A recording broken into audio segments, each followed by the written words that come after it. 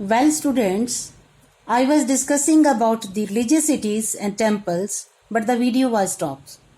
So now I am going to discuss kings and kingship, how the kings and kingship emerged in Mesopotamia. So, in spite of natural fertility, agriculture was subject to hazard due to floods and changed course of rivers. In fact दोनों ही तरह के hazards थे, natural भी थे, man made भी थे. Natural hazards में पहले तो फ्लड आते थे वहां पर, और दूसरा बहुत बार जो नदी थी अपना मार्ग चेंज कर लेती थी, जिसकी वजह से बहुत सारी परेशानियां खड़ी हो जाती थी.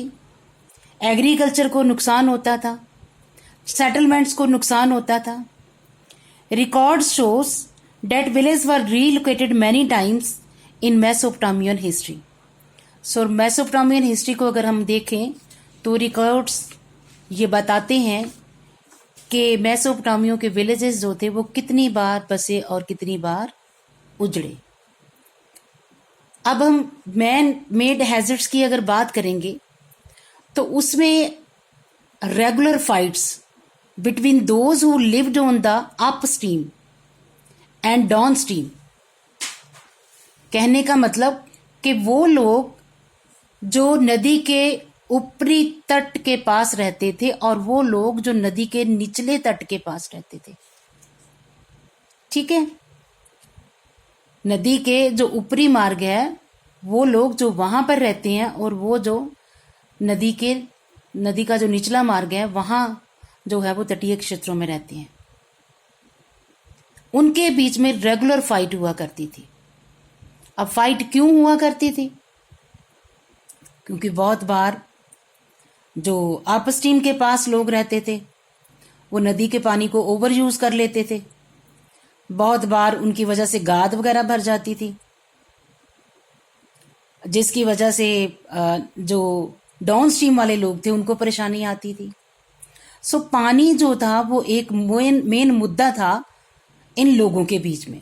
सो रेगुलर फाइट्स होती थी, और successful chiefs in war could oblige their followers by distributing the loot and employ as the guards and servants from defeated groups. Such chief would be here today and gone tomorrow. So ऐसे नेता, ऐसे chief, ऐसे मुखिया जो वार में जीत जाते थे वो बहुत बार जो लूट का माल था अपने फॉलोअर्स के बीच में डिस्ट्रीब्यूट कर लेते थे, और बहुत बार जो डिफीटेड लोग होते थे उनको as a servant, as a guard, as a employee रख लेते थे, लेकिन ये परमानेंट नहीं थे. Such chiefs would be here today and gone tomorrow.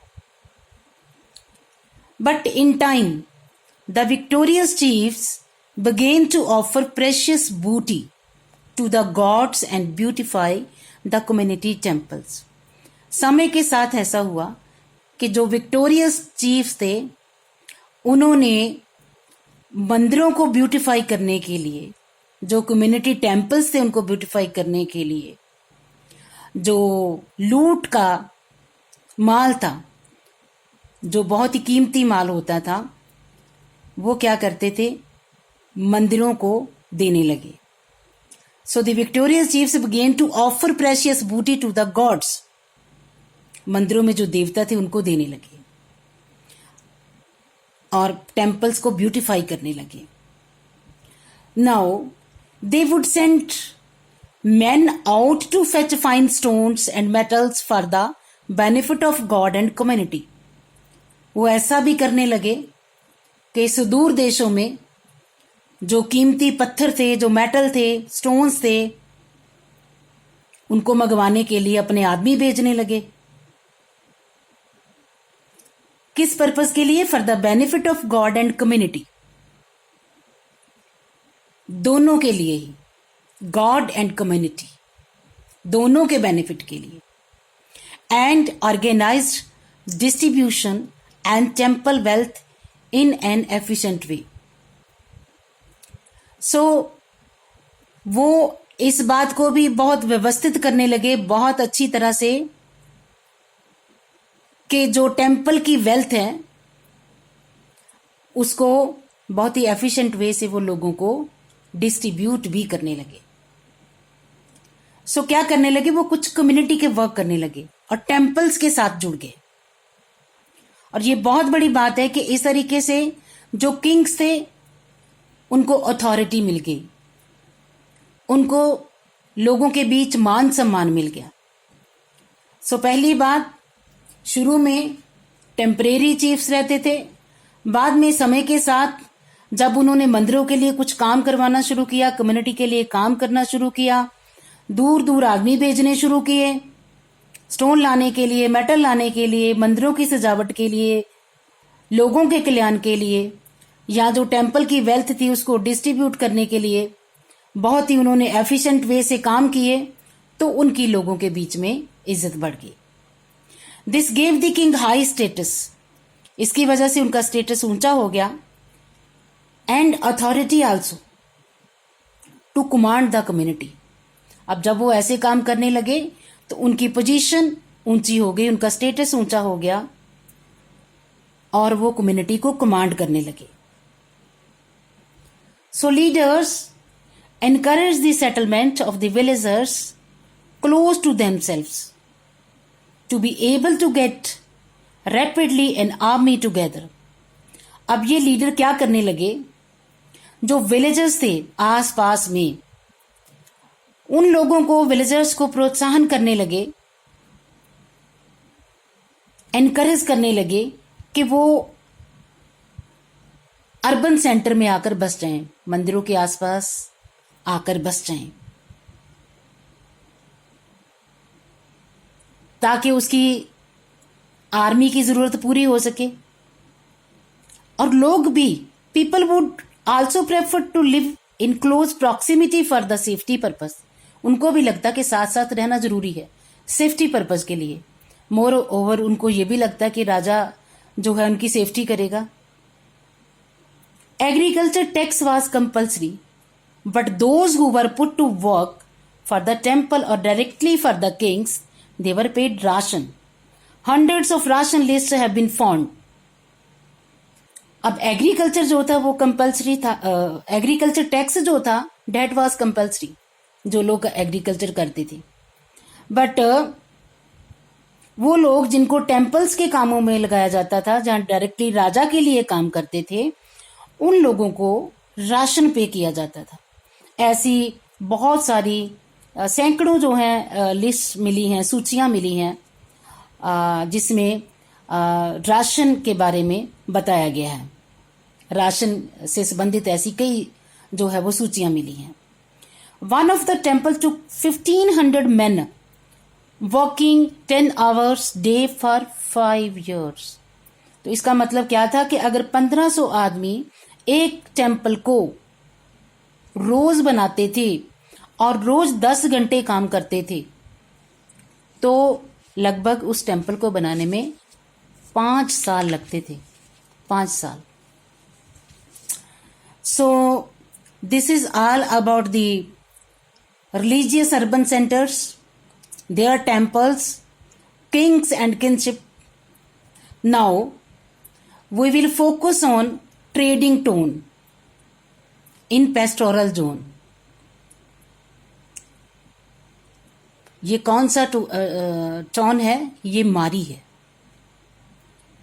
मारी आपको याद होगा फरात नदी के किनारे, यूफ्रेट के किनारे बसा हुआ था, लेकिन ये ट्रेडिंग टोन था। और पेस्टोरल जोन्स मतलब जहां पर लोगों का पशुपालन का काम था। The area, it was highly productive on the upstream of Euphrates। लेकिन पशुपालन के साथ साथ यहाँ पर लोग एग्रीकल्चर भी किया करते थे। पेस्टोरल जोन जरूर था, बट वहां पर लोग एग्रीकल्चर भी करते थे। सो ये बहुत ही हाईली प्रोडक्टिव एरिया था यूफ्रेट के अपस्ट्रीम में। Animal rearing and agriculture were the 2 main occupations. 2 occupations थे, एनिमल रेयरिंग और agriculture. And both the pastoralists and the people who do agriculture, both were dependent upon each other. Herders need to exchange young animals, cheese, leather, and meat in return of grain. Metal tools, etc. सो जो herders हैं उनको क्या चाहिए, और वो animal product के बदले में उनको ग्रेन चाहिए, मेटल टूल्स चाहिए, ठीक है। दूसरी तरफ जो एग्रीकल्चर कर रहे हैं उनको मैन्योर चाहिए, फ्लॉक्स की जो गोबर होता है, सो वो फार्मर के लिए यूजफुल है। सो दोनों के जो एग्रीकल्चर प्रोडक्ट्स थे, जो एनिमल प्रोडक्ट्स थे, वो दोनों की ज़रूरतें जो थी वो पूरा करते थे, और इस तरह से वो अपने अपने प्रोडक्ट एक्सचेंज कर लिया करते थे। समटाइम्स फ्लॉक्स र्यूइंड द क्रॉप्स, कई बार दोनों के बीच में झगड़े भी होते थे। रीज़न बीइंग कि फ्लॉक्स जो थी वो क्रॉप्स को खराब कर देती। When the shepherd took them to water across the sown field, जब उनको पानी पीने के लिए अपनी फ्लॉक्स को लेकर जाते और वो खेतों के बीच में से जाते तो उनकी फसलों को खराब कर देते पानी पिलाने के लिए, जब वो अपने जानवरों को लेकर जाते। They also raided the agriculture villagers, बहुत बार वो जो रेड भी करते और जो भी एग्रीकल्चर प्रोडक्ट थे उसकी छीना झपटी कर लेते। They raided the agriculture villages, जिन विलेजेस में खेती होती थी उन विलेजेस के ऊपर रेड करते और उसके बाद सीज्ड देयर स्टोर्ड ग्रेन, जो भी उन्होंने अपना ग्रेन अनाज स्टोर किया होता उसको वो छीन लेती। सो हर्डर और सेटलर्स के बीच में फाइट भी होती। यहां मैंने आपको दो बातें क्लियर की हैं, और वो दोनों बातें हैं कि दो तरह के ऑक्यूपेशन है इस एरिया में, एनिमल रेयरिंग एंड एग्रीकल्चर, दोनों एक दूसरे के ऊपर डिपेंडेंट भी हैं और अपने प्रोडक्ट्स जो हैं उसको एक्सचेंज भी करते हैं, बट दोनों के बीच में झगड़े भी होते हैं। और झगड़े होने का कारण मैंने आपको जो पहला बताया वो यही बताया है कि बहुत बार जो उनके जानवर होते थे उनके, जब वो उनको पानी पीने के लिए लेकर जाते थे तो फसलों को उजाड़ देते थे, और बहुत बार वो जो विलेजेस थे जहां पर एग्रीकल्चर होता था वहां पर वो रेड करते थे और उनका अनाज वगैरह छीन लेते थे। दूसरी तरफ से क्या होता था, settled group may deny pastoralist access to rivers and canal water along a certain set of path। बहुत बार वो उनको रास्ता ही नहीं देते और डिनाई कर देते रास्ता देने के लिए जिस रास्ते से पेस्टोरलिस्ट ने अपने फ्लॉक्स को पानी पीने के लिए ले जाना होता था। Now some nomadic communities of western desert filtered into the prosperous land. अब कुछ नोमैडिक कम्युनिटीज जो थी वेस्टर्न डेजर्ट से बिलोंग करती थी, वो इस प्रॉस्पर लैंड में शामिल हो गई, मतलब मारी। They would bring their flocks into the sown area in summer. वो क्या करते, समर में अपने फ्लॉक्स को इस एरिया में ले आते जो बोया हुआ था। Such groups would come in as herders, वो हर्डर्स के रूप में, वो हार्वेस्ट लेबरर्स के रूप में और हायर सोल्जर्स के रूप में काम करते। सो बहुत बार नोमैडिक पीपल जो थे वेस्टर्न डेजर्ट से वो इस एरिया में आ जाते और यहाँ पर आकर वो कई तरह के काम करते। एज ए हर्डर भी अपने पशुओं को भी पालते थे, एज अ हार्वेस्टर लेबरर की तरह भी, और हायर्ड सोल्जर्स का भी काम करते। But occasionally become prosper and settle down. और बाद में जब वो प्रॉस्पर हो जाते तो वहां पर ही सेटल हो जाते। These included the Akkadians, the Amorites, the Assyrians and Armenians. इनमें से ये जो नोमैडिक थे, इनमें से अकदियन थे, एमोराइट्स थे, असीरियंस थे और आर्मीनियंस थे। द किंग्स ऑफ मारी वर एमोराइट्स। मारी के किंग्स जो थे वो एमोराइट्स थे। Whose dress differed from the original inhabitant. जो वहां के मूल निवासी थे उनसे उनकी ड्रेस भी जो थी वो अलग तरह की होती थी। And not only they respected the gods of Mesopotamia, but they also raised a temple at मारी फॉर दागान, गॉड ऑफ स्टेपी। सो एक तो इनकी ड्रेस भी अलग होती, और ये जो लोकल लोग थे उनके देवताओं की भी रिस्पेक्ट करते, बट इन्होंने अपना जो देवता था इनका दागान, जो स्टेपी घास भूमियों का देवता था, उसका भी टेम्पल का निर्माण किया। तो कहने का मतलब कि मेसोपोटामियों का कल्चर ऐसा कल्चर था कि जिसने बहुत कुछ आत्मसात भी किया, आस पड़ोस के कल्चर को भी आत्मसात किया। So this video is completed and we'll do our next topic in next video. Thank you.